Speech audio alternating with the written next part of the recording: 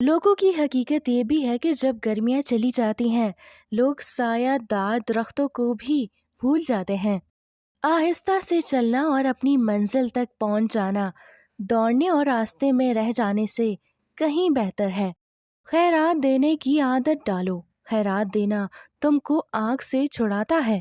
ایک مان ہی ہوتا ہے جو ہم کو کسی بہت اپنے پر ہوتا ہے۔ اگر وہ ہمارا مان توڑ دے تو پھر ہم ایسے ٹوٹتے ہیں کہ دوبارہ جڑنا مشکل ہو جاتا ہے۔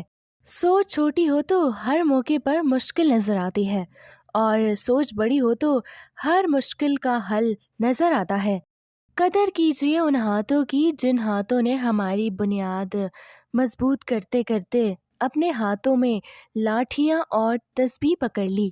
جو اللہ کے دیے ہوئے رزق کو کافی جانتا ہے اور شکر ادا کرتا ہے وہ زندگی میں کبھی محتاج نہیں ہوگا۔ لوٹ کر جو تمہارے پاس آئے اس کے لیے دروازے کھلے رکھو، یہی اللہ پاک کا بھی طریقہ ہے۔ کوئی بھی احساس جب اپنی گہرائی کی آخری حد کو چھو لے تو اس کے نتیجے میں ڈپریشن پیدا ہو جاتا ہے۔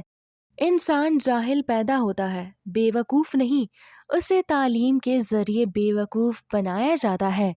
دنیا بے وفا ہے اور انتہائی ناقابل اعتبار بھی۔